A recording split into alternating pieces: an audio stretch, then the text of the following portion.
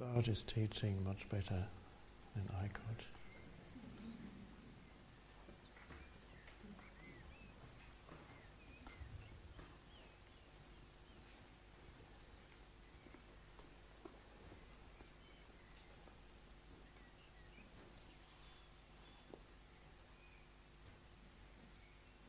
I'm sure they got it wrong when they say that St. Francis was preaching to the birds.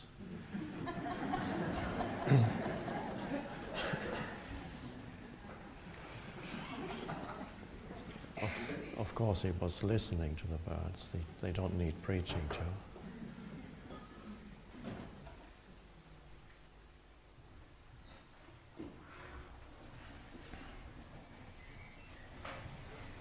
Such a divine sound and such a wonderful, exquisite balance between stillness and sound. That bird knows about balance. There's always quite a long gap.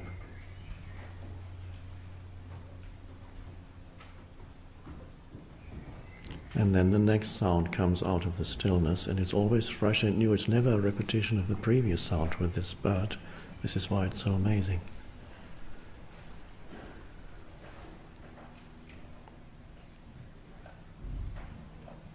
And that would be enough. If you had that around as your teacher, what else do you need?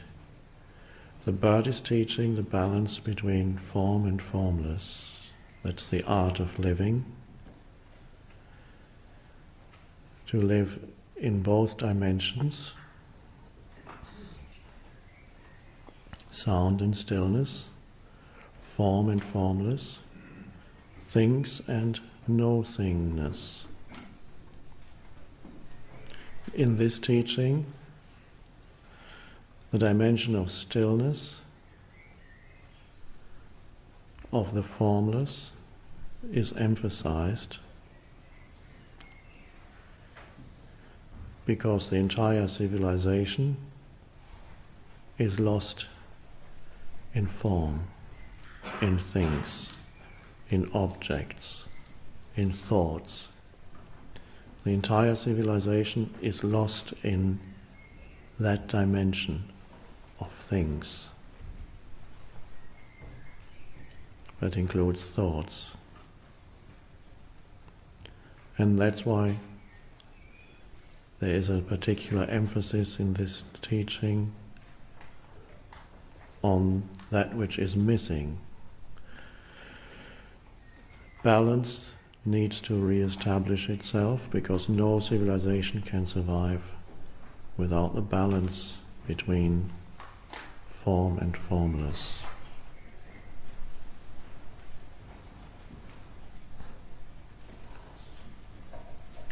Now, everybody has form already, more than enough. That's why this teaching isn't based on knowledge or new facts, interesting facts, new information.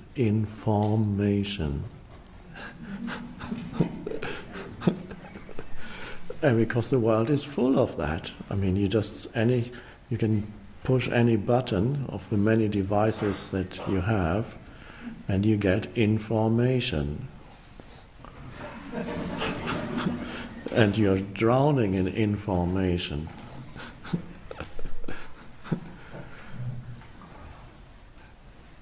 And ultimately you see what is the point of it all? If that's just more of that, is that going to save the world?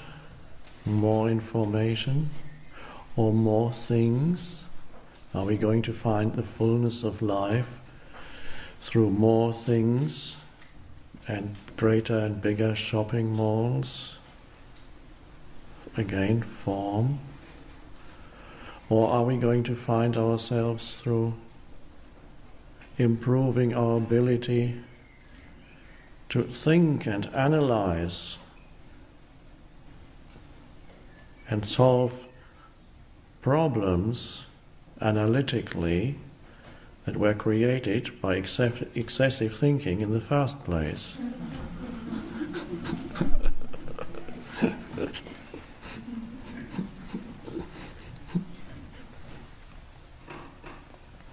Or as Carl Jung put it, you cannot solve a problem on the same level of consciousness that created the problem.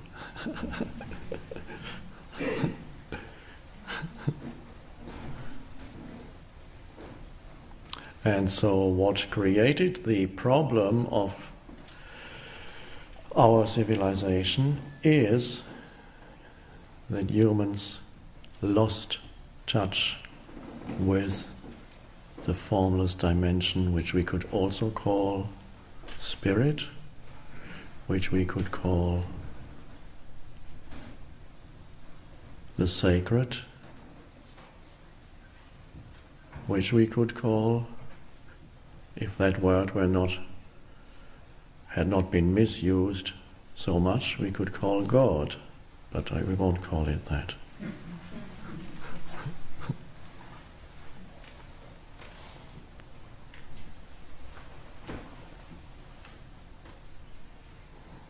And Jesus said, what does it profit you if you gain the whole world and lose yourself or your soul? That's really, he could already see the tendency where things were going.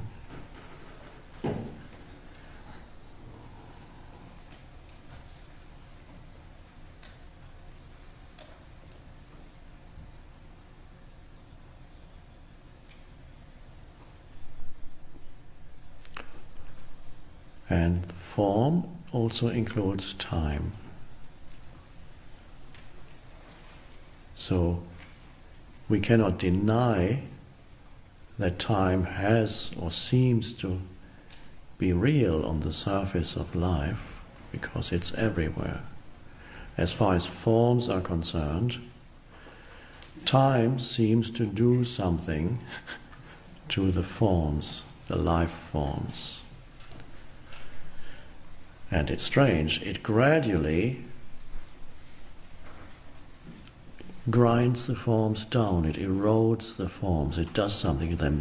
Some people have even looked upon time as some dreadful illness that inflicts everybody, and that's one way of looking at it. Everybody is suffering from a lethal disease. The outcome is the end of the form. It's just a question of when.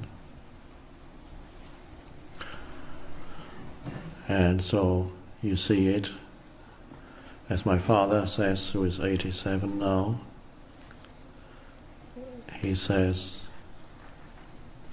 mirrors are not the same quality they used to be.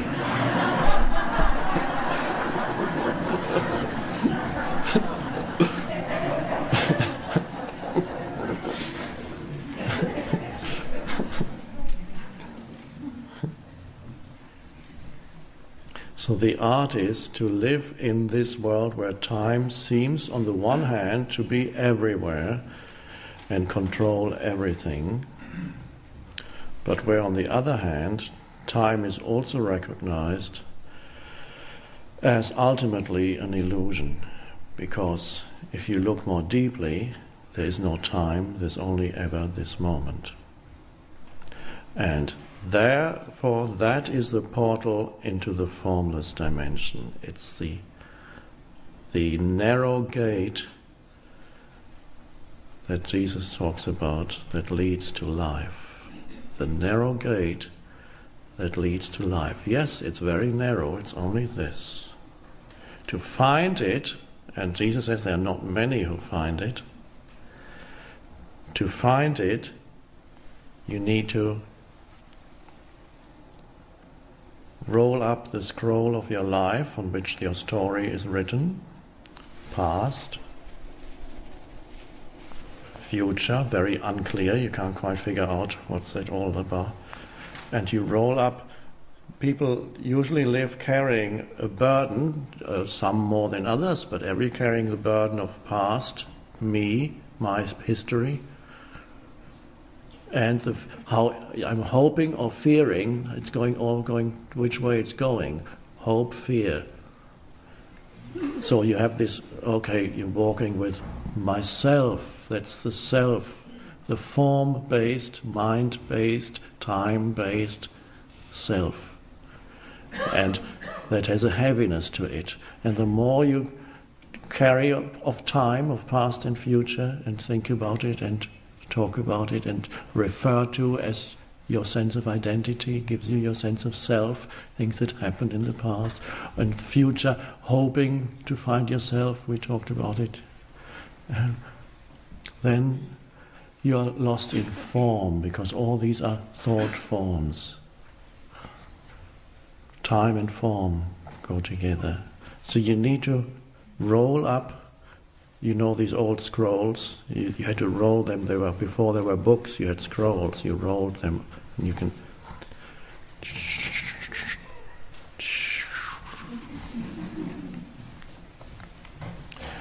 There's a beautiful story of a vision that the woman who wrote the Course in Miracles, that came to her as an inner voice, before the whole dictation started, she had a vision in which she found a scroll in an old box, a very ancient scroll. And as she started to unroll the scroll, she saw symbols on the left and other symbols on the right, and she heard a voice saying, if you read what's on the left, you know the past, and if you read what is on the right, you'll know the future. And she looked to the left and the right, and then she rolled it back to the central panel, on which was written, God is. And she said, this is all that I'm interested in. I don't want anything else. That's all I want. God is. And then the same voice that had explained to her that is past and that is future said, congratulations, you made it this time. So her focal point had become the present moment. If her focal point had not become the present moment, the spaciousness that was necessary for the wisdom to come through her out of the formless, it was then given form by her mind, but the spaciousness would not have been there. If she had said, okay, that's interesting, let's see, I'm going to look at the future. And then years later she would still be looking at the, oh wow.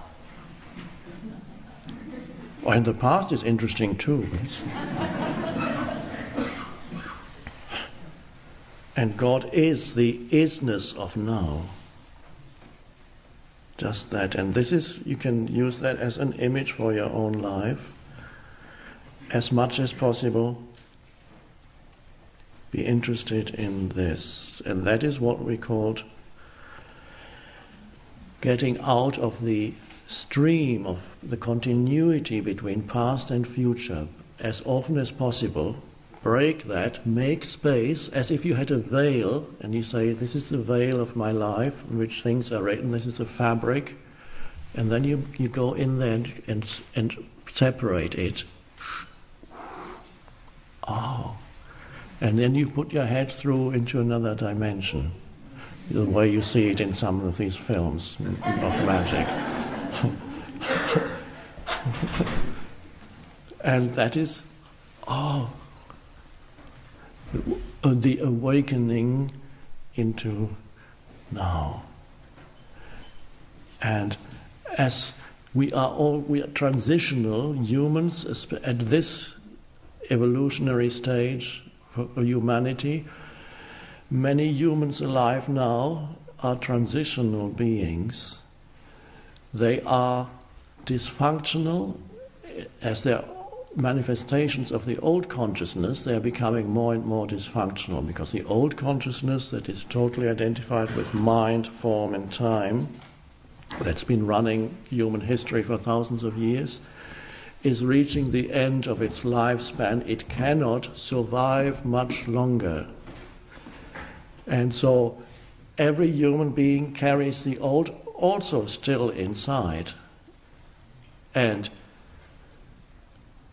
Many humans, and certainly those present here and many others, are transitional beings in the sense that the old still has a momentum within them as the new is arising. I call it new because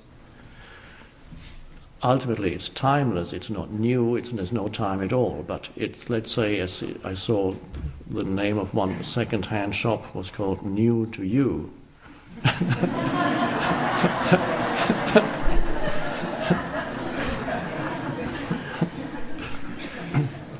So no words can really ever express the exact truth. You have to be allow for the fact that language is never quite right, and especially is never quite right when you begin to speak of spiritual truth, the formless, because every word is form, and ultimately can only function by reflecting something in the world of form, and then it becomes difficult when the language is used to express something that is beyond form. And that's why Jesus used parables, and he never said, this is the kingdom of heaven. He said, the kingdom of heaven is like, or is a little bit like that, or like that. And he gives you little stories. And then the form of the words, as long as you don't get entangled in the words and say, oh, this is how it is. If you allow the words to be pointers, little signposts, then it can work. But if you say, there's the truth, it's not. The truth is not in the word. And especially in spiritual discourse, the truth is that to which the word points. So you have to look beyond the words, especially here.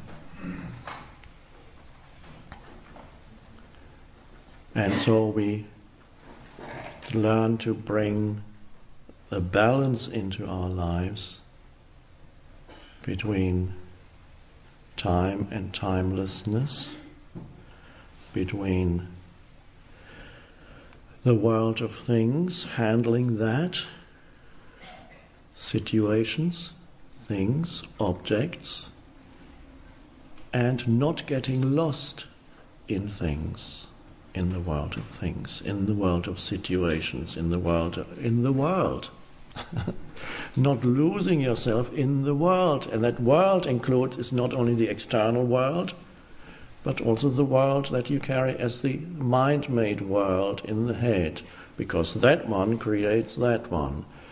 The human-made world, the so-called external human-made world, and the inner state of consciousness are, of course, one continuum. The outer only reflects the inner. And so on the outer level, for example, we have a civilization that is extraordinarily noisy. If somebody came from some past civilization, even 200 years back, 1,000 years back, and would arrive here in a city or even in a small town, they would say, what is going on? This deafening noise everywhere. And the machines everywhere that make noise. Have I arrived in the hell realm? And if they don't have the noises that are produced by machines, they have to make noise, for the sake of noise. There's some good music, but a lot of so-called music that you hear in restaurants, I don't know if it's the same here in North America, hard to find a restaurant without loud music. You just open the door and put your head in and you go out again.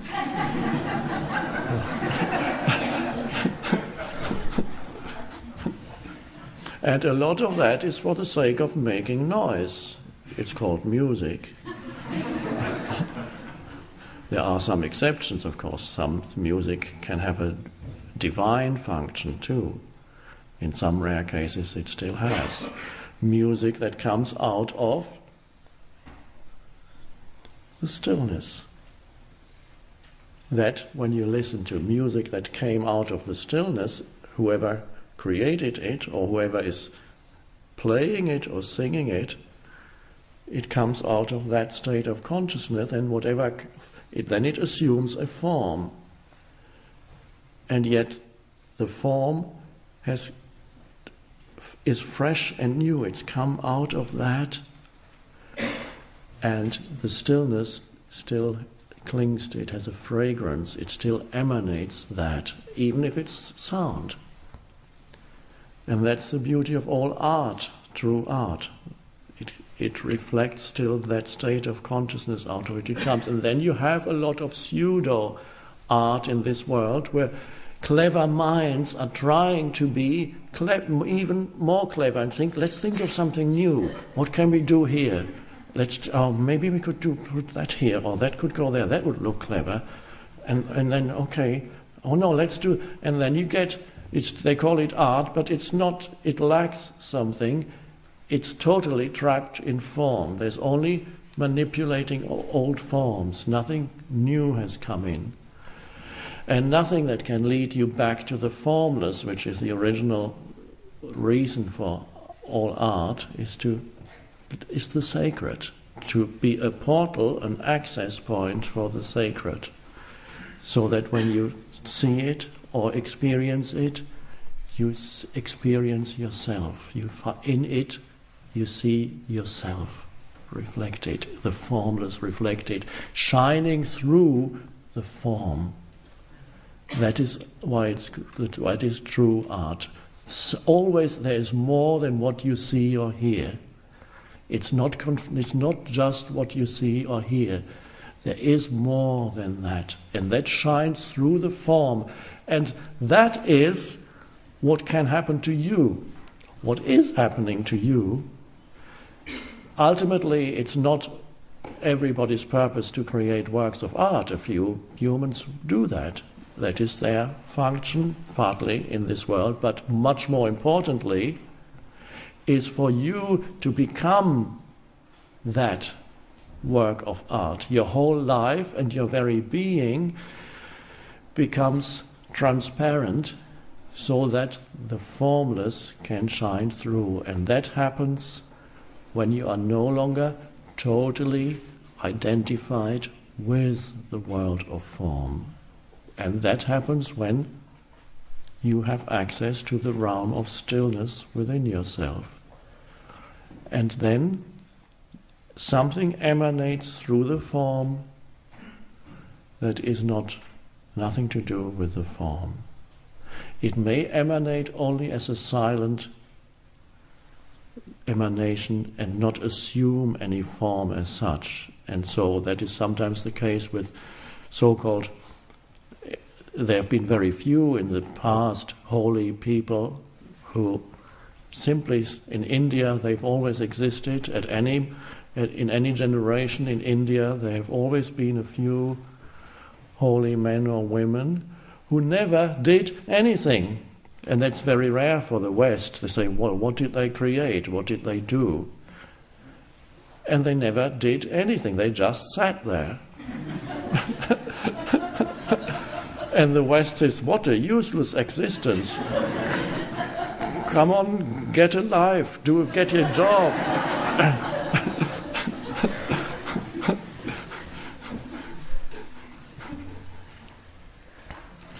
And some even, because people, when you're trapped in form, you misperceive it completely, because all you see there is a useless form sitting, and they say they are parasites on society. They allow themselves to be fed by other people. They bring them their food. They should work for a living, like myself. And that is when the mind that knows nothing but form looks at the form, it will totally misperceive it.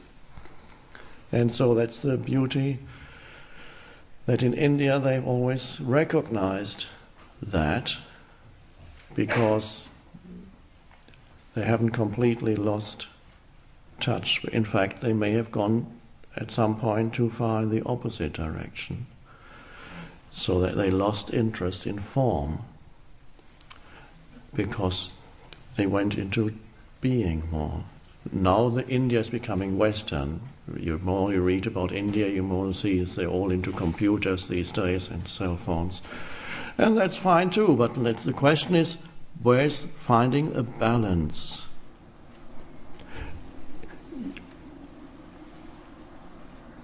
I was totally lost in, like most people, completely lost in form, and then a shift happened, and I lost the balance, and I became completely lost in the formless. We can't really be lost in the formless, it's just a way of putting it, because the formless is essentially who you are, and yet, from a normal perspective, it looked as if I had lost it.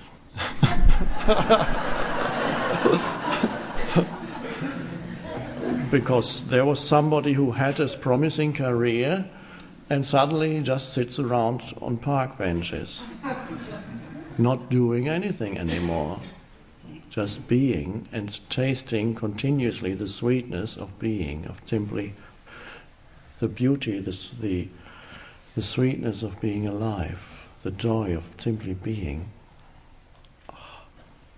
And then looking upon the world and seeing it reflected in all life forms, reflected the joy of being in the trees and the birds, and even in the humans who are running around like mad, and knowing that deep down there's also the very same being. And it's beautiful. And so, from an external perspective, the ability to handle forms was gone, to manipulate the world of form was gone for a while, and then gradually had to re-establish itself, so I could do again, and of course be at the same time. And that is it is not the destiny of each one of you to move so deeply into being that you're no longer capable of handling the world of form around you. That happens occasionally, but it tends to happen more to those people those few who experience a dramatic shift from one to the other, and then for a while they're gone. There's of course the beautiful sutra of Buddha, Gate, Gate, gone, gone, gone to the farthest shore. And yet, it seems it is our destiny here, while we are still in form, to balance form and formless here. And that's why we are here. And for most of you, the transition to a new, and what is the new state of consciousness that's arising? It is the state that is balanced. The two dimensions, the manifested and the unmanifested, balanced in a human being. And that is such a radical transformation that when a certain number of humans live in that way, so they become what before was a work of art, you become the work of art. You become that which is transparent to the formless, the divine, that shines. And then that will change the entire world. The way what you experience as the human-made world will be changed completely.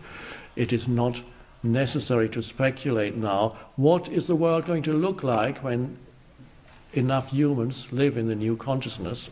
That's not important now. The important thing is for us to enter that new state. And then what that does to your story, who knows? How that changes the story, the way in which your life unfolds in time, what you do out here, how that affects where you live, what you do, and so on. You cannot predict, nor do you need to predict that. Are you going to become a great artist? Are you going to win Wimbledon? And of course, bear in mind that great artists and the tennis players, they are not enlightened masters. They have access to that which is greater than the limited human mind in the small field of their activity. And most of them, when they go back into normal life, away from where they have mastery, they are just as mad as everybody else. And sometimes even more mad. Because sometimes the mind-made entity gets in there and looks at what they did and it says, I did that. That was me. The greatest illusion. And then, of course, it feels very special. The ego then derives it identifies with whatever came out of the state of no ego and says, I did that. And then begins to believe what other people are saying about you and that you are the greatest. Because they project their images of specialness onto you. And then, oh, the great pop star, whatever. and the great pop stars also, they have when they compose their songs, or some of them, where there's even a glimpse of aliveness and freshness. Yes, there's something there. And then the personality, the person comes back the moment they step back from the act of creation or the performance. They step back and there's the old personality, and sometimes it's a dreadful burden for some ability that comes from the non-personal realm to be integrated into the personal, and they just can't do it. It's totally misperceived, just as the world misperceives it, and then they believe themselves to be very special. And there comes a huge conflict between power that comes out of the formless and the limited person that misinterprets it and claims something out of that. And the magic that comes from the formless realm into your life is what, when you look at our civilization, it seems to be gone completely, because the civilization is almost totally not sacred, it is profane, it is a dreary, burdensome structure that humans have created. When you look at the mainstream civilization, and so many humans, no matter what country you go to, they seem to be tired. They are weary. There's a weariness that they carry, and the civilization is grinding them down. Another day of dreary activity, of pointless running around. And even those who are still running around, they know deep down it's pointless. What is the point? And you ask the big executives in companies, where are you going? Why are you running around like mad? And they can't give you an answer except that, well, we are expanding. The organization is expanding. We are swallowing up other organizations. And that's our reason for being, is to grow, to get bigger. It's to accumulate more. And so it's all, this is why we are, and it's totally meaningless activity. And so there are many reasons why the entire civilization is reaching a point of collapse. And one is that the humans who are still sustaining it, they can't carry the burden of their self-created structures anymore. The overcomplicated world, absurd complexity for the sake of complexity that they have created, and the human, they cannot carry their own burden of their own creation anymore. Mind created, just a reflection of their state of consciousness, in which there is no gap in the stream of one form after another, one thought after another. The voice in the head that never stops speaking becomes a civilization that is obsessed with form, that is obsessed with things, and therefore knows nothing of that which you could say is the most important dimension of human existence, the sacred, the stillness, the formless, the divine, all these have become meaningless in our civilization. And yet, many humans are beginning to realize what's happening. And so there is in many a search for something else. And that number of humans is growing every day. And that's the beauty of it. So, each one of us here is part of the transformation of consciousness that's happening on the planet. It's not going to happen, it is happening. If it were not happening, you could not even sit here. It would be intolerable to sit here. And yet, there may be something in you, that's the old consciousness, that doesn't want to be here. You may occasionally feel that arises.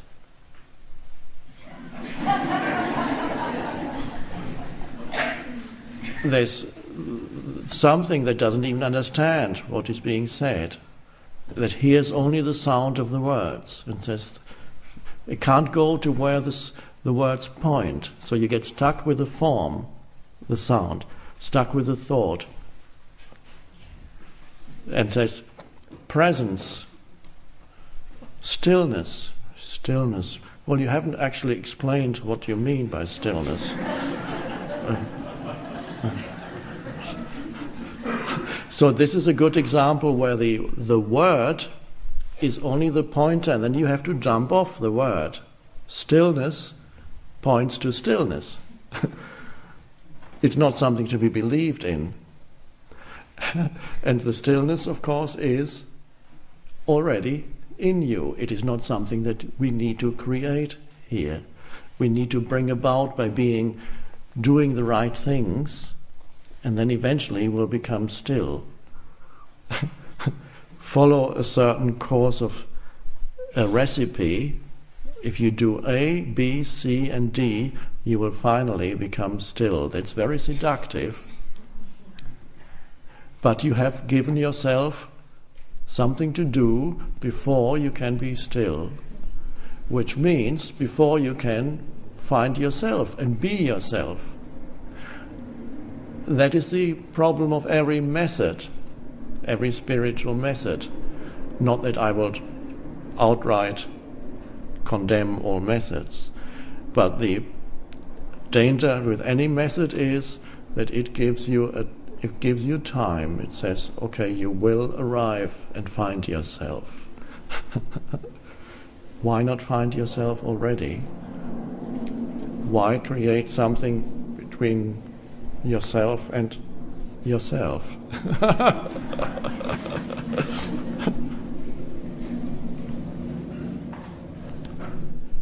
So the stillness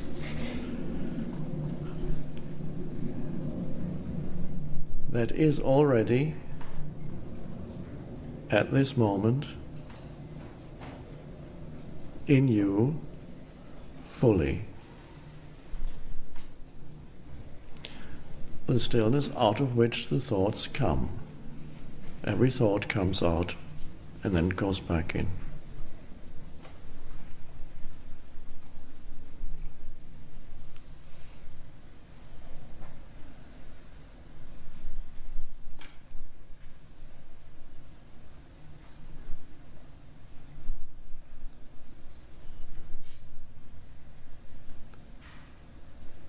Sense perceptions get you a little closer to it.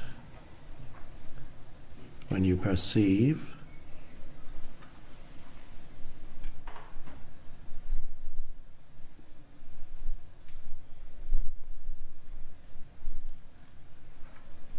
and do not label it, whatever you perceive, you just let it be. Then there is the perception, the form, and there is one could almost say this is a limited analogy. No analogies are that great, but you could say there's the canvas on which the perception is painted. There's a background of spacious stillness. That's yourself. That's the consciousness that you are, formless, not the conditioned consciousness that is the forms in your mind, thoughts. They are there too. But simply being able to sense that which underlies whatever you perceive or think or feel. Gurdjieff put it, in the Russian teacher who lived at the beginning of the 20th century, put it like he called it self-remembrance. And of course that can be misinterpreted as if you had to think about, okay, let me remember who I am. My name is such and such. No. He meant to remember, not even to remember, words are never right. To know the knower, to know who knows this, who in a dream, let's say you dream, and then you wake up and say it was only a dream, it was unreal. Of course it wasn't totally unreal, because something within the forms that arose in the dream must have been there to enable these forms to exist. There must have been a consciousness in which this dream unfolded.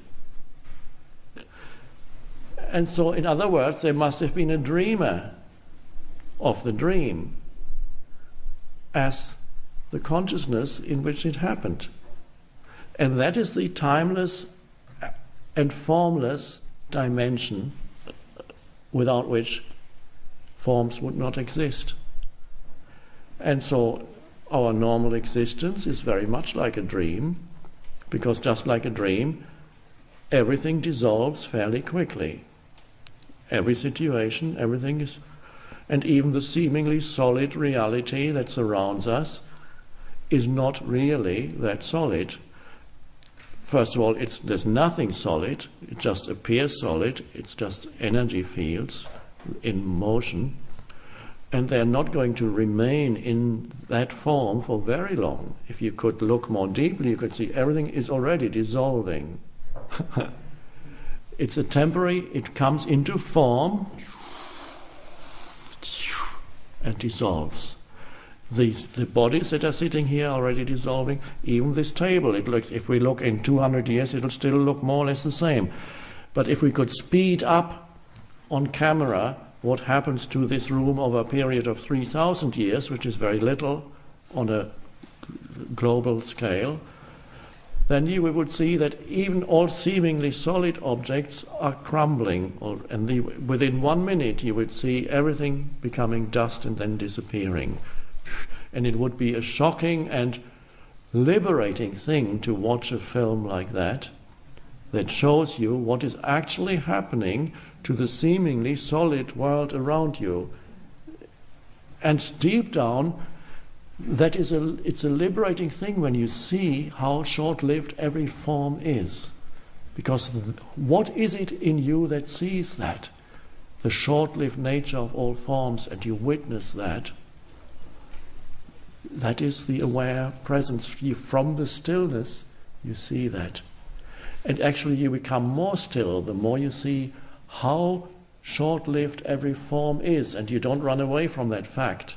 Just stay with. Let's see how important it is to face death in your life, which is everywhere, which is what our civilization is trying to hide continuously. There's no death. Don't never look at a dead body, because it just isn't done. So there are people who have never seen a dead body, and you certainly, if it's not a close relative, you would not be able to see a dead body, because the civilization needs to hide death, because it's the most threatening thing to somebody who is totally identified with the world of form. Death is the most dreadful thing, and you must not think about it or talk about it. And so, whenever you are faced with death, there is, and even just watching it. And when the table dissolves, that's death too. If you saw it over a period of 3,000 years and saw it crumbling, within a minute, the entire room and everything in it goes. Oh. Or you would see a human being being born. Somebody showed me a clip, apparently it was from some ad from some country. It takes 1 minute. A baby is coming out of the womb and shoots out like a cannonball into the sky and screams all the time. But as the baby travels up into the sky, it already begins to grow and grows and goes higher and higher and finally reaches full maturity and then starts going downhill, is still screaming. and the closer, and then becoming an old man as he approaches the ground, hair is falling out, and finally the last scream, and he lands in the grave. And it says underneath, life is short. Now, whether the people who made that film knew that they were making a spiritual film, I don't know. I think they were selling beer or something like that.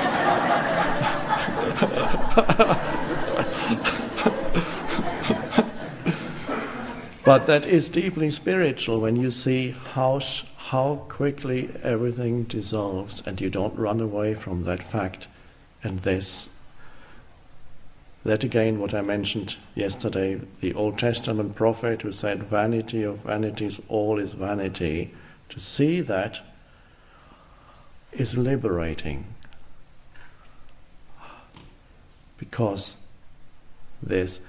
now if everything were permanent, it's the same as saying if the entire world were blue, there would be no blue, because you couldn't differentiate it. The color blue wouldn't exist. Now, if everything were impermanent, you wouldn't even know it, because you only know it if there's something that's different. So I just give you this to consider and not to think about, to consider. There's something in you that recognizes the impermanent nature of all life forms. And that is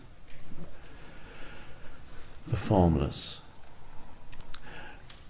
And the more you realize the impermanence of all forms, the more you are aware of the formless in yourself. But you and the formless are ultimately one. So when you say you are aware of the formless, we're already making a little mistake that's created by language. What it really is that you are more fully yourself. You are more aware of yourself, not as two, but as one. You become more self-aware. Awareness becomes aware of itself. And there was a question here written by somebody who probably doesn't like public speaking. Just this. Later we may have some more questions. In the now, sometimes I'm aware of expanding. What is this? It seems to be awareness itself. If I am aware of awareness, duality, which am I? Good question. I am aware, this is what it seems like when we talk about it. But that's not how it is. It's only when we put it into language, we formulate a sentence which has a subject and an object. But really, when you become aware of awareness, which really is the secret to a balanced human life, to become aware of awareness and then also the forms. But what does that mean? Who is becoming aware of awareness? The language that we use here creates the illusion of duality. So it would be much better if we rephrase that and we say, the awareness that I am becomes aware of itself. No duality. The awareness that is the essence of who I am becomes aware of itself. And that is a miraculous, beautiful, incredible thing.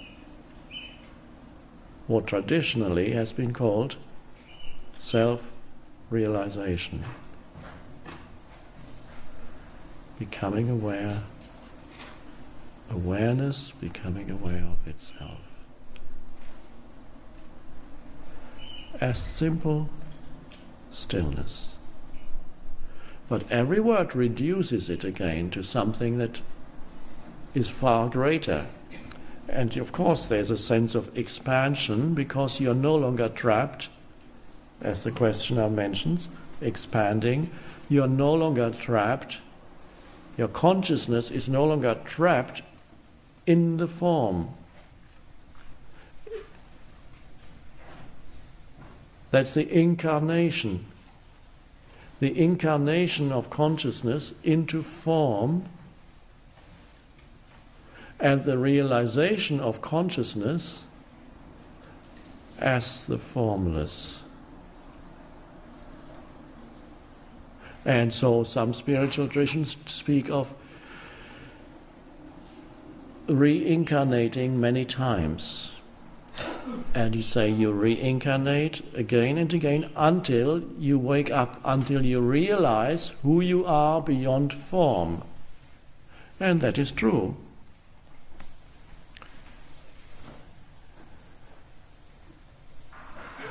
You are born again and again, but I want to make it not as something that I want you to believe in, but to make it true in your experience. And to make it true in your experience, all you need to look at is today.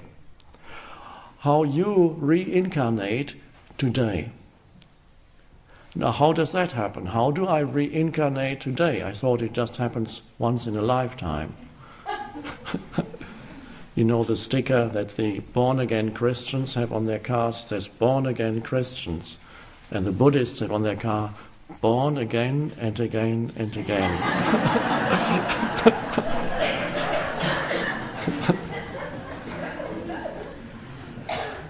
How do you reincarnate today? And how many times do you reincarnate today? Every time you lose yourself in a thought or an emotion or something that happens out there, which also, of course, you experience as thought and emotion. Let's say you lose yourself in a situation that says, this is important, you must deal with this. Okay, what's going on here? Let's deal with this. And then you lose yourself in the reactive pattern and in the mental interpretation. Oh, this is awful, you must do something about it, let's do. Or, whatever it is, you identify with a form. Every thought that arises in your mind that grips you completely, there's a sense of self in it. It's unconscious, of course. Your sense of self means your sense of identity gets mixed up with the form of that thought or the emotion. And so you're completely incarnated in the form that arises in your life. And so humans go through life not knowing, not realizing that every day they reincarnate many times, and they lose themselves continuously in forms. They react to the forms around them, and they're totally in the reaction. There is not an awareness in the background of, okay, this is what's going on. So there's no space, there's only form. There's no stillness, there's only noise. And that means being compulsively reincarnating every day, many times. And even while you sit alone in your room and you start thinking about,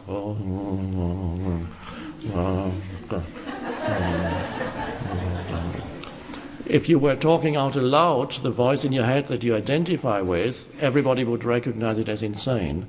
But But then on the other hand, I don't know, then what if I do that, then you'll go, but I wonder what happens if I go, what? Oh, that would be dreadful if that happened. I just hope that the... Oh no, I hadn't thought of that before. And you reincarnate continuously into some new thought form. And so, of course, that's why Buddhists talk about coming to the end of reincarnation simply means not losing yourself in form again and again and again.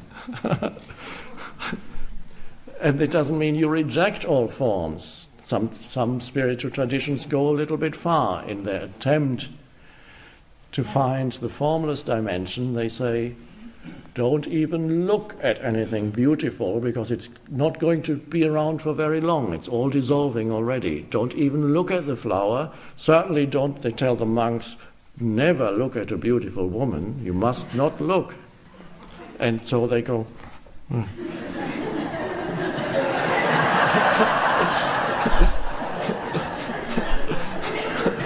Because you would reincarnate in many ways. You lose yourself in the attraction, and that's dangerous. So a monk he can't hand a woman something because it's dangerous. He puts it on the table and then she picks it up, because otherwise there could be some indirect contact. Now, the idea behind it may be a good one, that you mustn't lose yourself in form. And yet, to reject the world of form is perhaps, again, losing balance again in the other direction. Say, okay, all beauty is dust, because whatever I look upon is already dissolving. The flower that looks beautiful today, tomorrow will be gone with it. And so, in some traditions, the entire world of form is rejected completely. Now, occasionally, that seems to work. Mostly it doesn't. But here and there, some people realize this even within that tradition, but that probably doesn't have anything to do with the tradition. They would have realized even if they were sitting in an office. They were ready. So, it is always problematic if that which is a natural process of disidentification is forced into an artificially created structure. It may work. It works if there is a human being there who embodies the two dimensions, who embodies the awakened state. Then it can work. In many cases, there is no human being, there's only the tradition. And then, usually, it doesn't get you there. So, the form...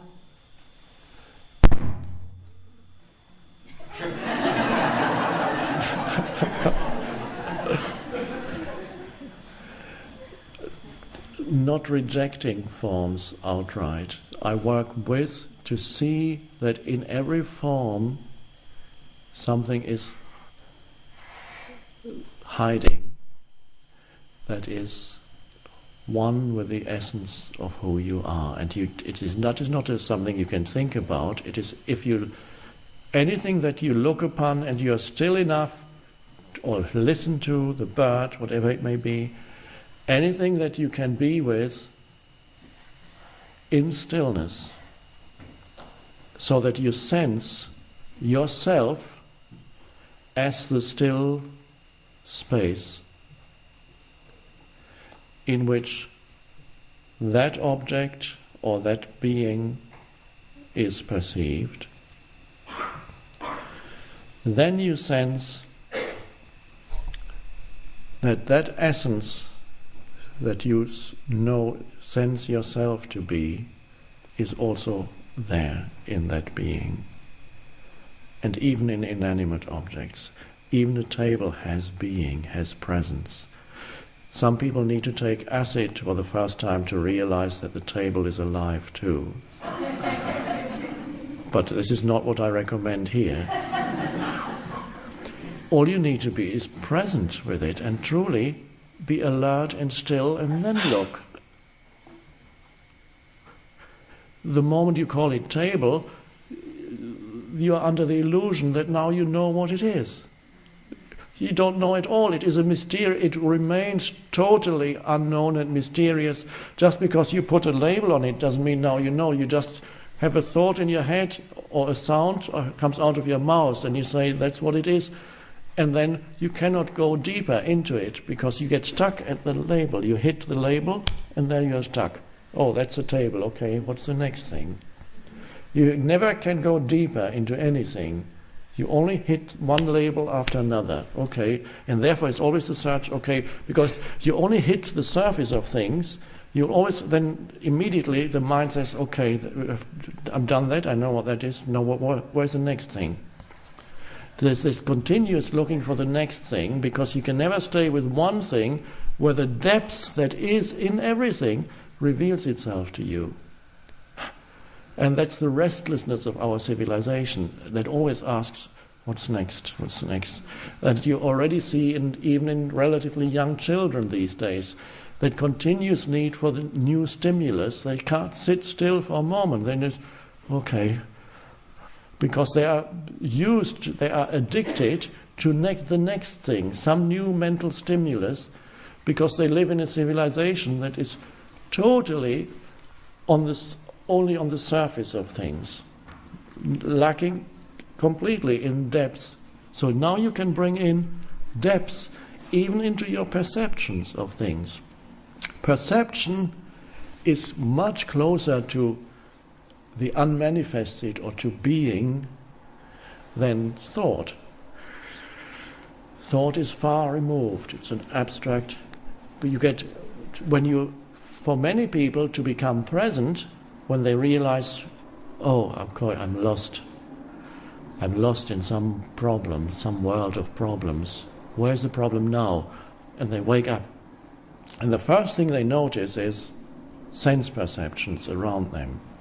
And they hadn't been aware of that at all because all their attention was in the thoughts. And suddenly they look at the floor, the hand, the table, the light.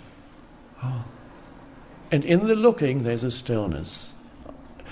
In fact, the strange thing is, you cannot even look at anything without stillness, because even the person who labels things compulsively, which is almost everybody, there's always a moment when they first, let's just talk for a moment about the visual sense, but it includes all sense perceptions. There's always a first moment when you first look at something, a tree, a flower, a table, anything. There is a 1 second or so in which there is stillness, and then the mind interprets it or labels it. But if you can catch yourself when you first look at something, there is a brief moment of non-labeling, otherwise you wouldn't even see it. And then it recedes, almost one could say, the sense perception immediately loses its sharpness and aliveness, because after 1 or 2 seconds, the mental label replaces the aliveness that was there. Dead. And then you look at the next thing, or you listen to a bird, and there's a moment of pure listening. And then after 2 seconds, the mind says something. Oh, that must be a blackbird. Or what's the name of, I can't recall, gone. Or whatever the mind says about it. So if you can catch yourself, whenever something new enters your awareness, whether it's auditory or visual, tactile, smelling, tasting even, relatively undeveloped senses for contemporary humans, there you can be there and be conscious of that first moment when there's no labeling. There's the stillness, and the alertness. And if you become conscious of that, you may find that it becomes longer. You don't need to automatically label it. And so the stillness that is the background to sense perceptions becomes vaster. It's always vast, but you didn't know it. And so that is how another way in which the stillness in you expands, so to speak. Everything is so to speak about stillness. The stillness in you expands.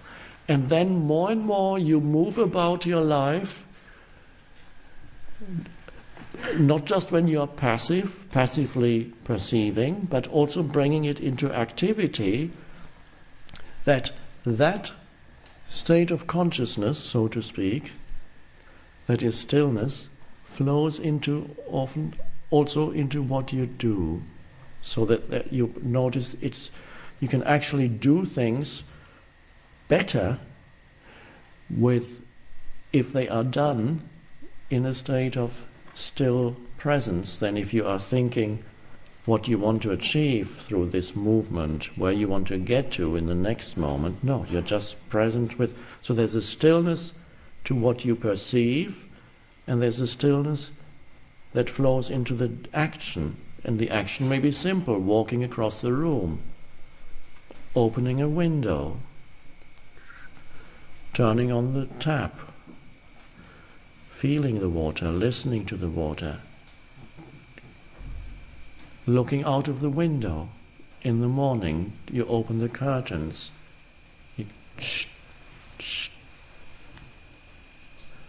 And why? It's simply a deep-seated habit to immediately call this day something and say, oh no, not another grey day. No, just let it be. And then there's immediately a depth to everything that wasn't there when you immediately put a label on it. So you stay with things a little longer, and that depth is your own depth, and the depths they're really one. The things of the world then are no longer experienced just as a surface phenomenon, but as alive, because the depth is the aliveness also in you. And so this is the shift that is happening to you, is that you bring in this so-called new consciousness into everyday situations. And you break the continuity of the story.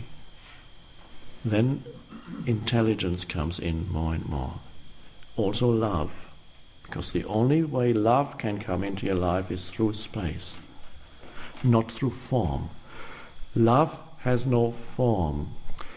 And again, in the egoic state, love gets entangled in form, so you think you need only this form you love, not realizing that true love is the recognition of the formless in the other, which is the recognition of yourself in the other. And that is inseparable from looking upon the other in stillness, without a form arising and saying, this is who she is or what she is. And if forms still arise in your mind, recognize it's only a thought. It's not who that human being is. And then, what beauty if you can recognize the formless in form. And first you can recognize it in natural things very easily, much more easily, because natural things are less challenging than humans. Humans were natural once, but now they have become whatever.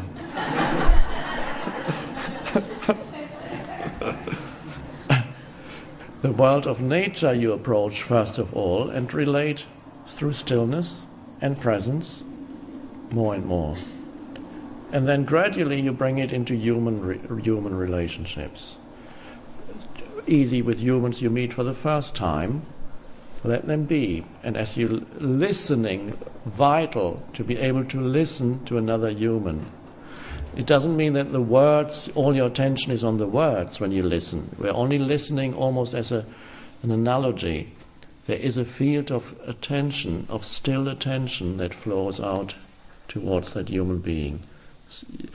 One could say, you give him or her space. And then that person may be speaking, words arise in the space, but you are there as the spaciousness that allows the words to come. You are there as a field of aware presence. And then words may come out of your mouth suddenly, and that's very different from so-called normal human interaction that is all completely mind-dominated. To be still with another human being while you listen and sense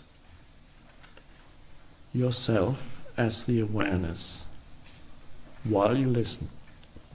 So some of your attention is on the words and some of your attention is, now with challenging humans, get into your body so that you can be present with your entire energy field. Every cell of the body is present as you listen. Then because humans can be very challenging. They want, because if they are dominated by mind, they want you to contribute to their mental structures, the drama, whatever it is. Their pain body may be active. Everybody here probably knows about pain body, which is another way of identifying with form. The old emotion that arises, slight trigger triggers pain body, a pain body episode. Pain body being the old stored up emotion from the past, human suffering, human pain that hasn't gone away, that is partly personal and partly collective, humanity. Ultimately, in the larger sense, is all just human pain. It's not ultimately personal at all. And that is a little entity, energetic entity that lives in you, sometimes dormant and sometimes active. And sometimes half dormant, half asleep, with one eye open, waiting for an opportunity, just for a trigger, so that it can come up. And the trigger could be a remark your partner makes.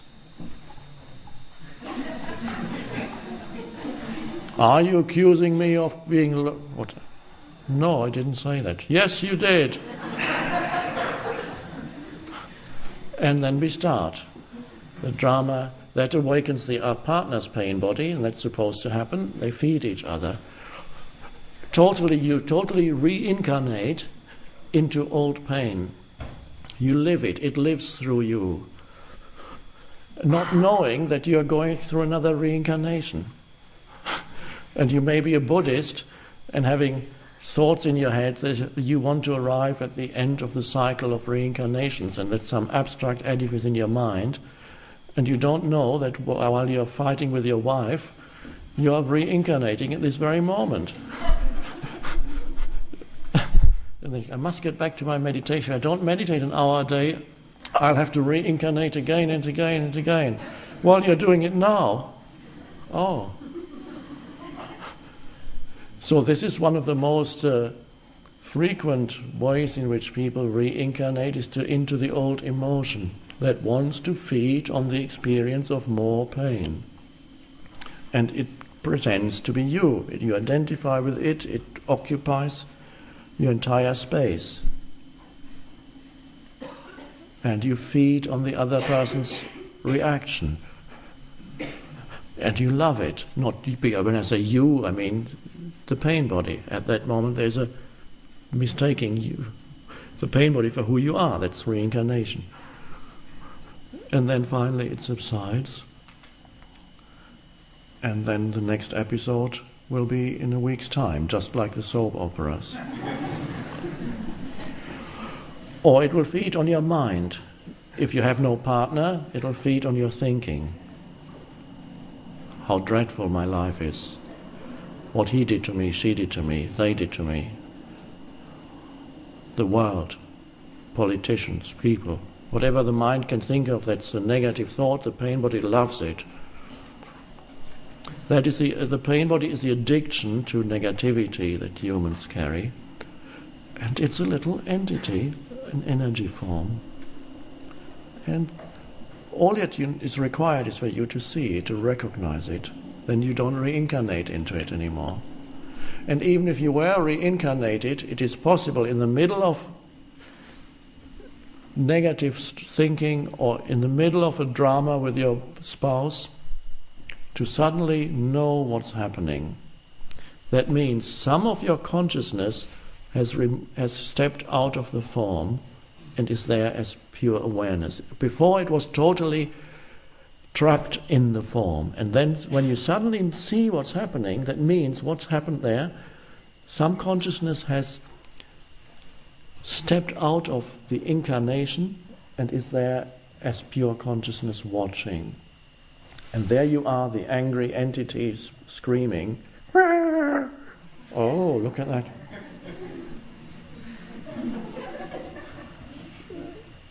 And then it can't go on for that much longer, because when there's awareness there, presence, which is simply the still watcher, then it can't very well renew itself much longer, because it needs your unawareness, it needs your complete identification with it to really renew itself. So then it quickly subsides. It goes,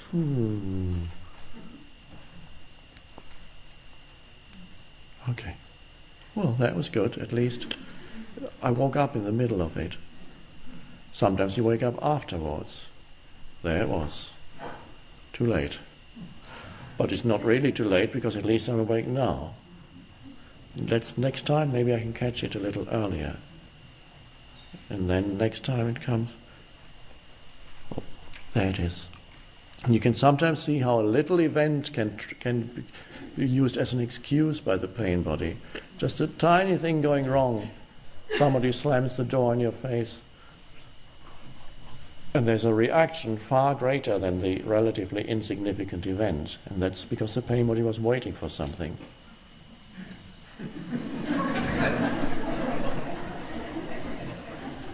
So shining the light of attention, of consciousness on it is all that's needed. Then you don't reincarnate completely into it every time and renew the old cycle. It's always the same. Always the same. If you're not present, in 30 years' time you'll still have the same episodes with your wife or husband. Or it may be a new wife and a new husband, but it'll be the same. And the strange thing is, you look for somebody, saying you get a divorce finally. I can't live with this pain body anymore. I mean the one that I live with. You still have your own. And so you get divorced and say, okay, now my next husband or wife, I'm going to choose somebody who doesn't have a pain body, who is conscious. And then you meet somebody who looks conscious. They've done spiritual work for 25 years. And then you start living together, and within about 4 weeks you will encounter an aspect to that person that wasn't supposed to be there.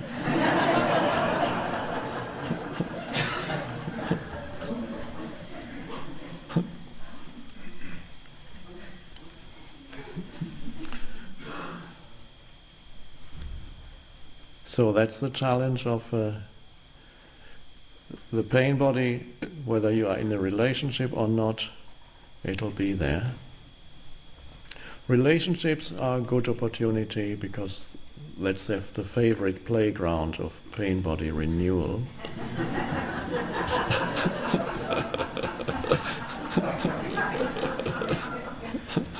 But if the pain body doesn't have the relationship, it will just use your mind. That works too.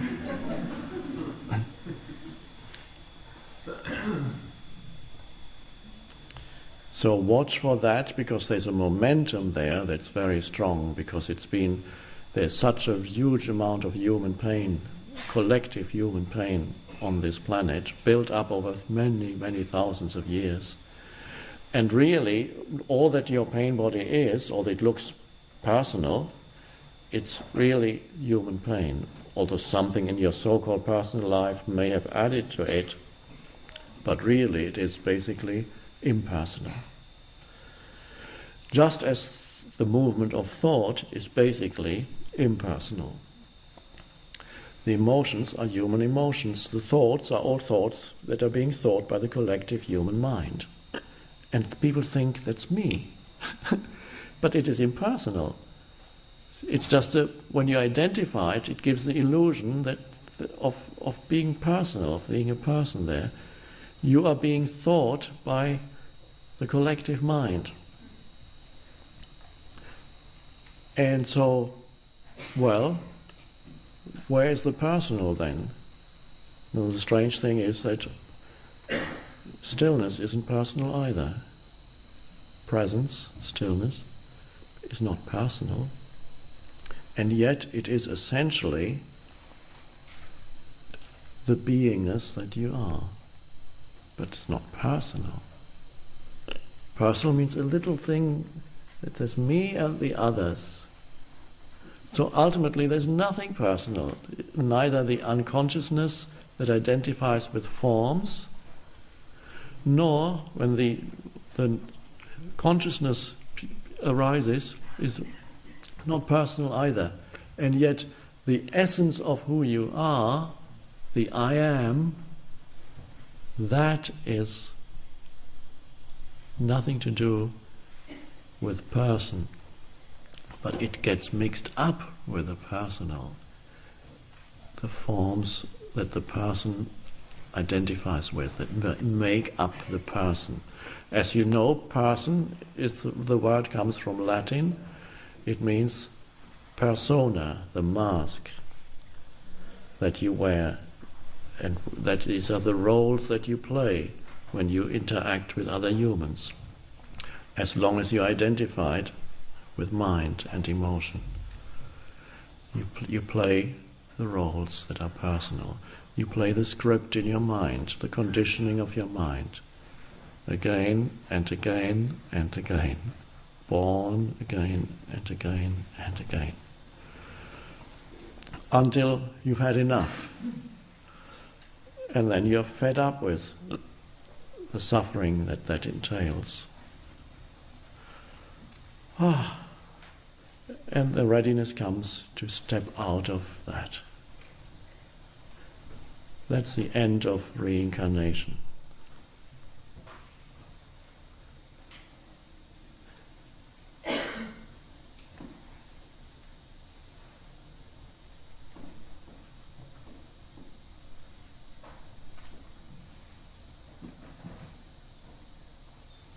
Before we have a few questions, there may not be any questions left. That would be good too.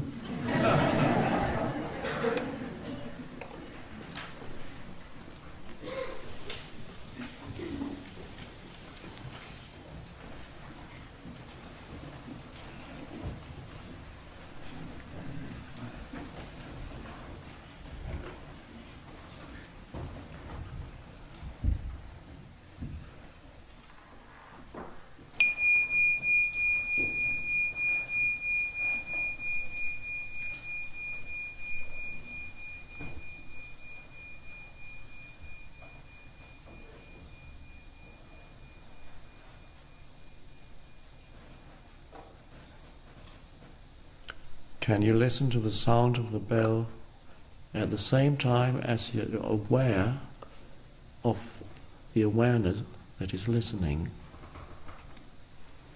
In other words, aware of yourself as the presence in which the sound happens.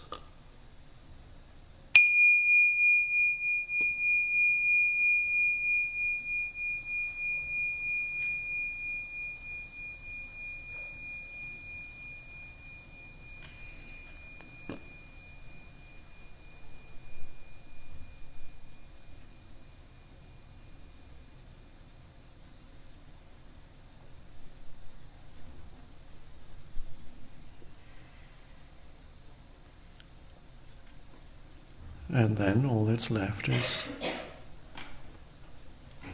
spaciousness, presence.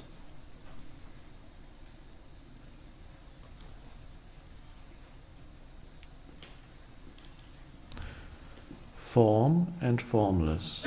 So even while you listen to the form, which is the sound, follow the sound as it slowly dies down into formlessness. That is death too. When the sound slowly dies down, when I ring this bell again, after the Royal Air Force has gone past, follow the sound until it disappears. That means the sound dies.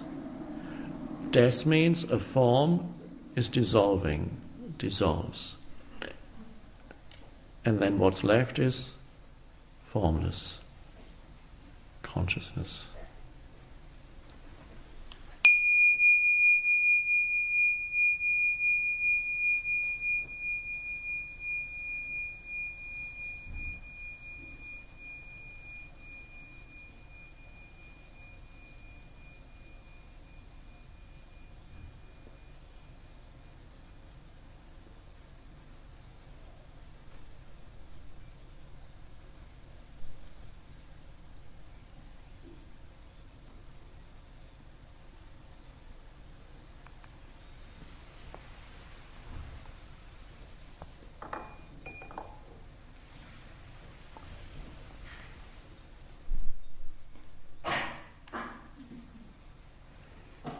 You can do the same with your breath.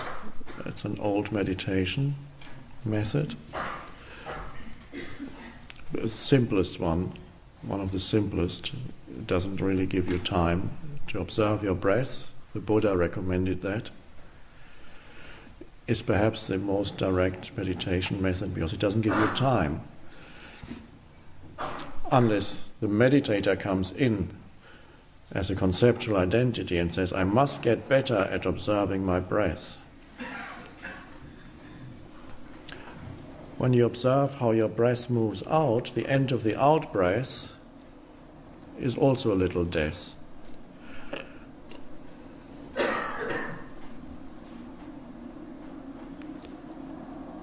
And there's a moment of stillness.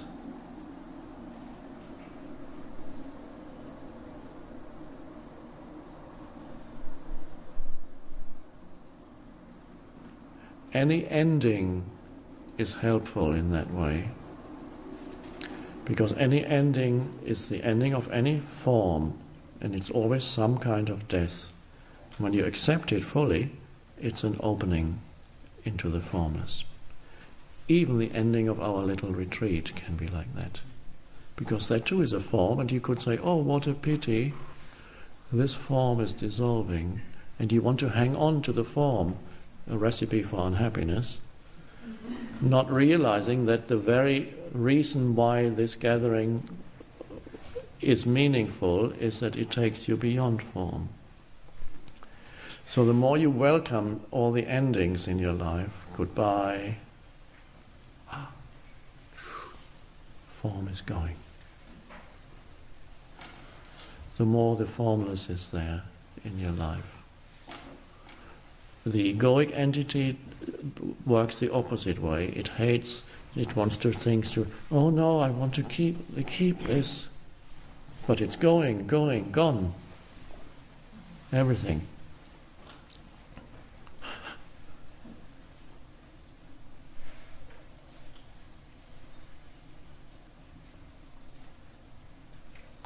If you're old enough that you can see the death of this physical form approaching, That can be very beautiful too, to feel, to accept that, but not as a thought, thinking, oh, I'm going to die soon. No, let it push you into being present. Just that.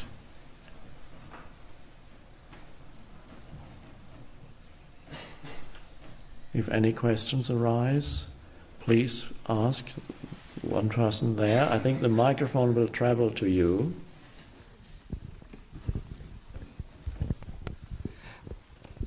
You use a lot of humor a lot of laughter in your presentation, and there appears to be a lot of laughter in you. I have this sense that once the humorous thing is said and the laughter begins, that too is a porthole into presence. Can you speak about that? The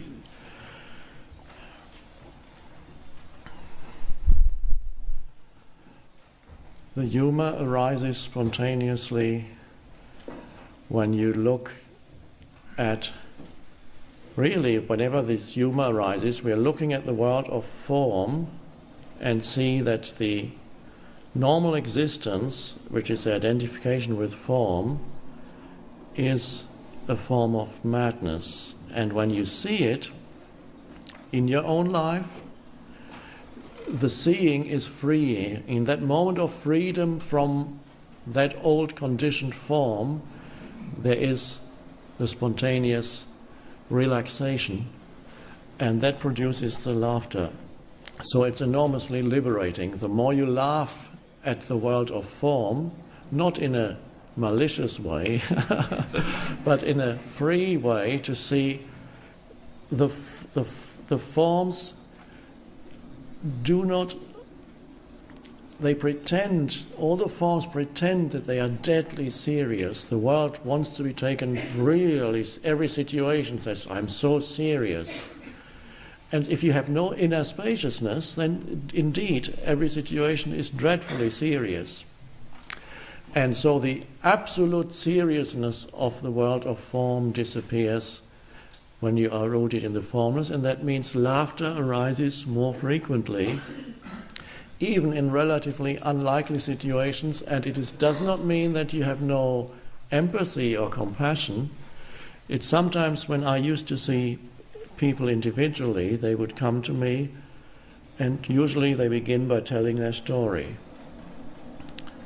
At that time I just let them, that's okay, tell me the story. And sometimes while they were telling, and sometimes it was a very unhappy story, very unhappy. And sometimes while I was listening, there was a smile on my face, and I don't know how it got there. And sometimes the people who were telling suddenly stopped and said, "What are you smiling about?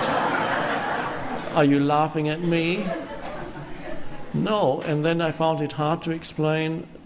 There was a time when I didn't have really many words to explain, so I found it hard to explain why the smile was there, not smiling at anything they said, smiling because I recognized, both within myself and within them, underneath the story, I recognized the dimension in which that story is relatively meaningless. I recognized that underneath the story you are absolutely fine. I recognize the dimension in you where you are was never touched by the unhappy story, who you are. And because I recognized that, the smile came.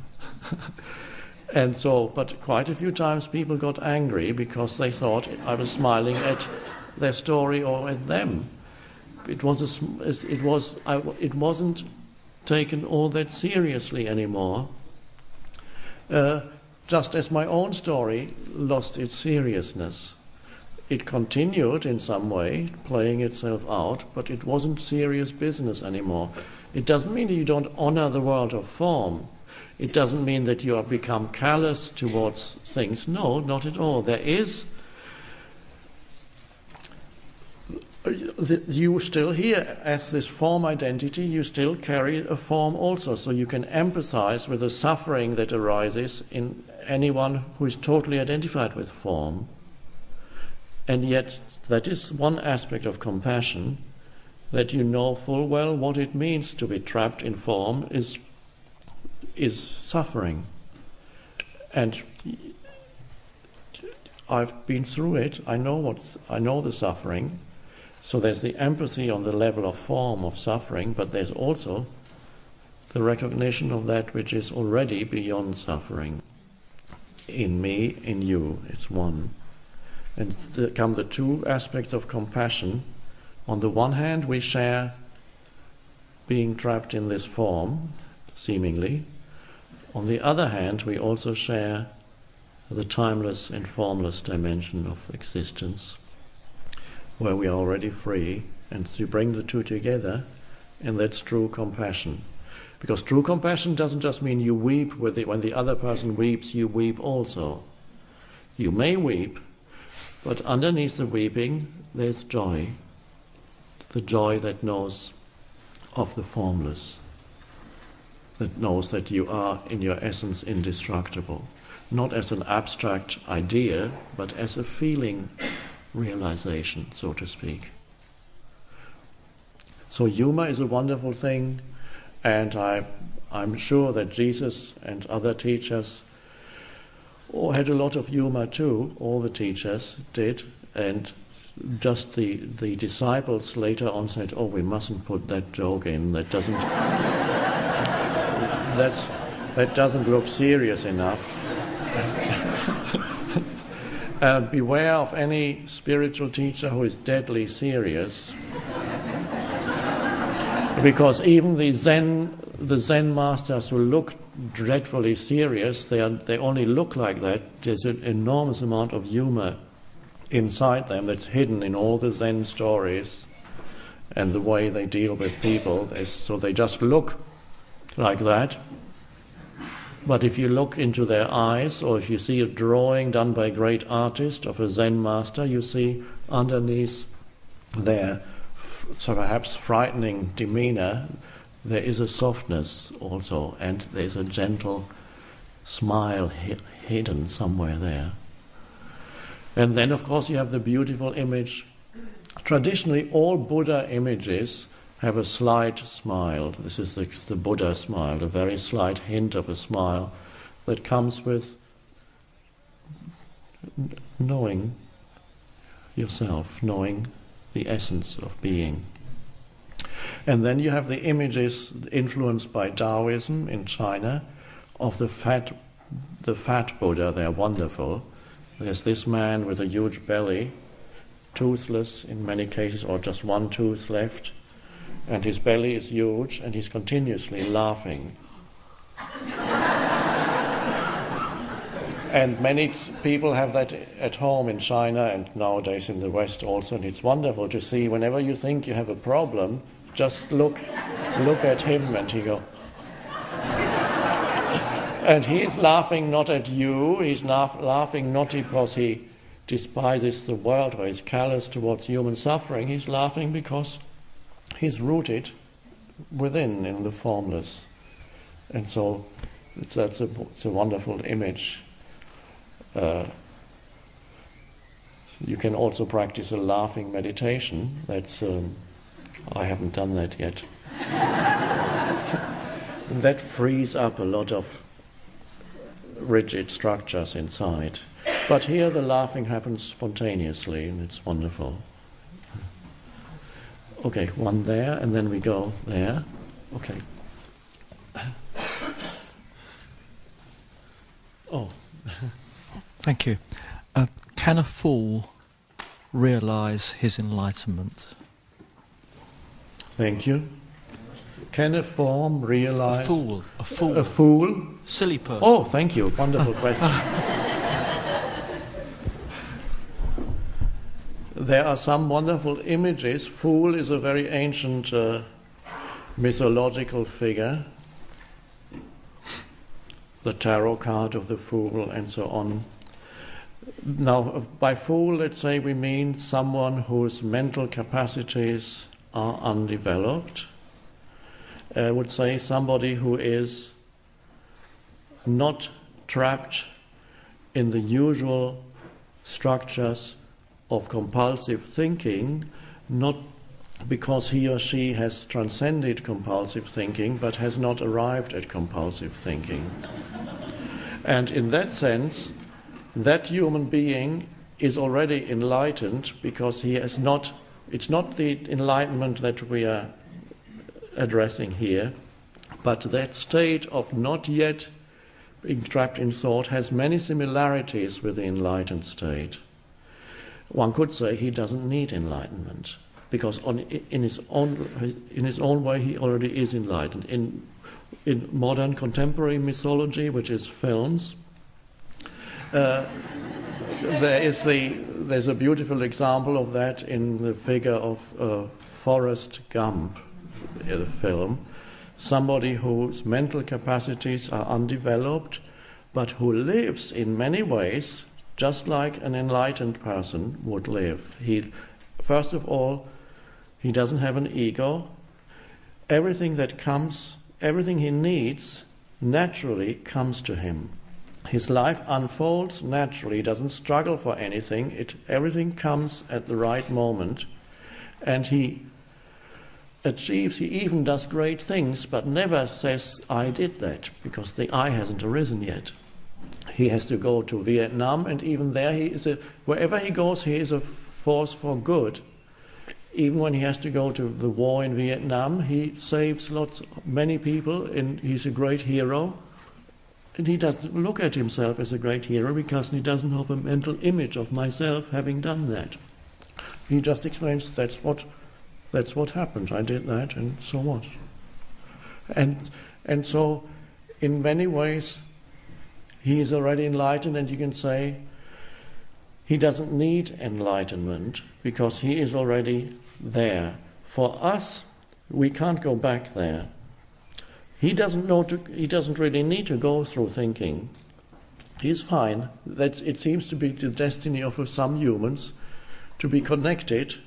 And there may be a few remaining civilizations, remnants of ancient civilizations, where humans live in oneness with nature and oneness with each other, and they don't need the Buddha.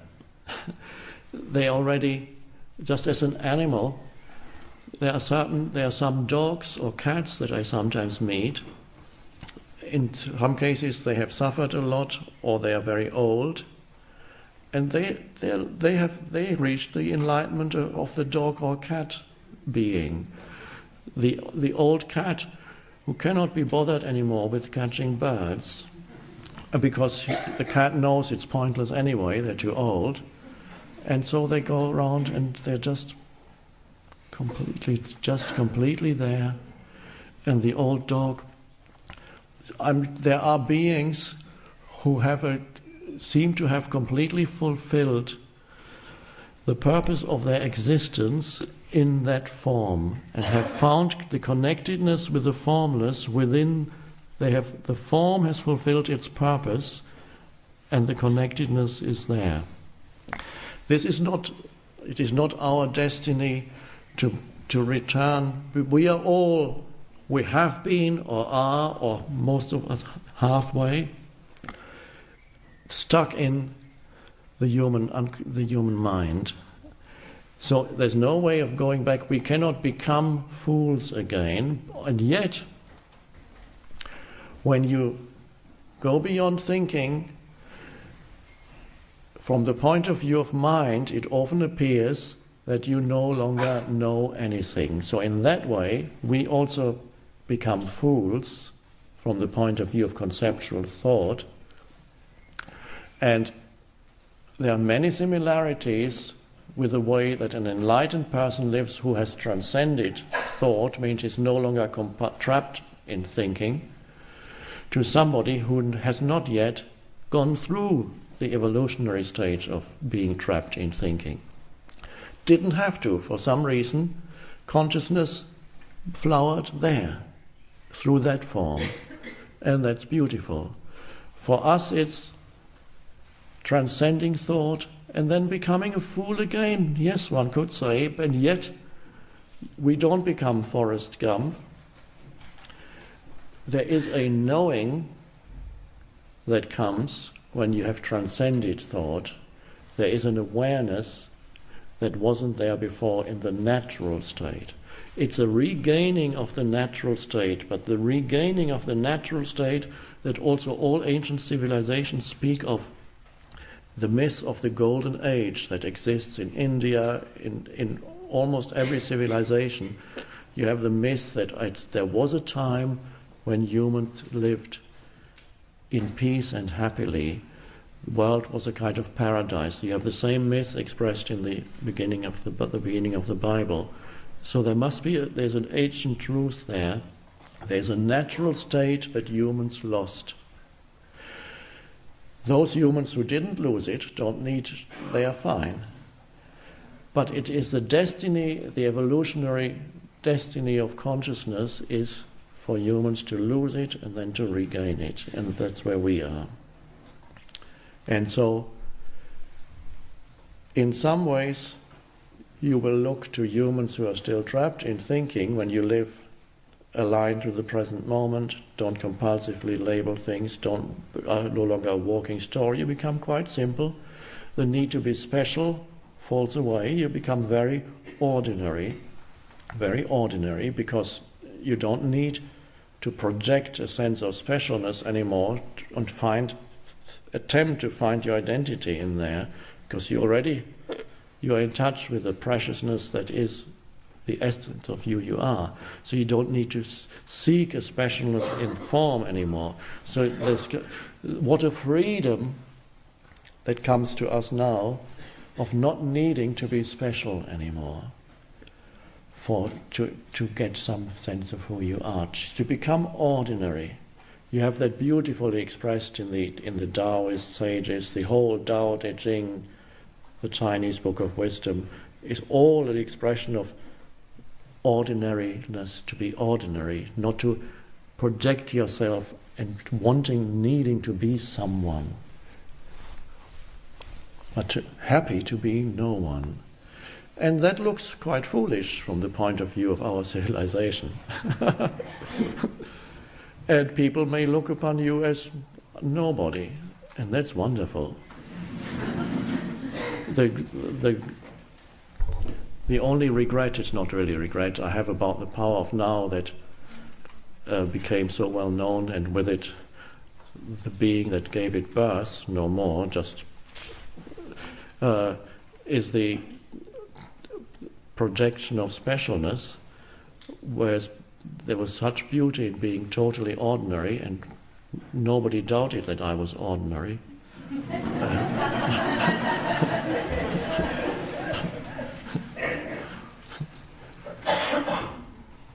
Well, a few people said, "Oh, you must go and see him. He's so ordinary."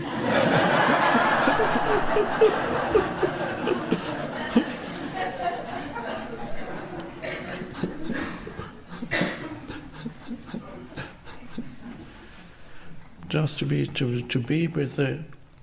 to live with the present moment, see nothing could be more ordinary than just to live aligned with whatever is here now. That's all you ever have to do. It's pretty ordinary. Just this. The famous Zen saying, chopping wood, carrying water. It's expressed in that. It's a very profound Zen saying. This is meant to encapsulate the whole of Zen existence. Chopping wood, carrying water. Two of the most ordinary activities at that time when people did that. In our case, it will be something else. Most people, don't chop wood. Well, perhaps here some people still do. It is beautiful to be just that. Whatever you happen to be doing at this moment, there's no more than this moment, chopping wood. Carrying water. Just that. Peace. Aliveness. No interference of mind that says, how many more weeks or years do I have to chop this wood? If I don't do something now, I'll still be stuck here in 10 years' time chopping wood.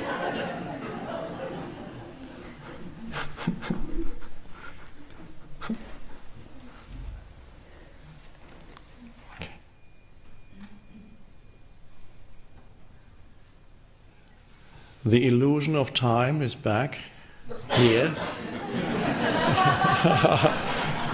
but only on the external, not in here. On the external level, the clock keeps ticking, tick, tick, or whatever modern clocks do.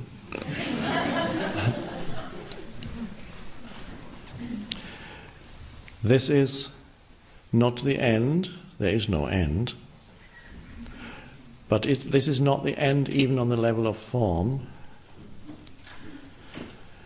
After our little break, I will meet with you again here in about 30 so-called minutes. And we will sit together just in silence for a little while.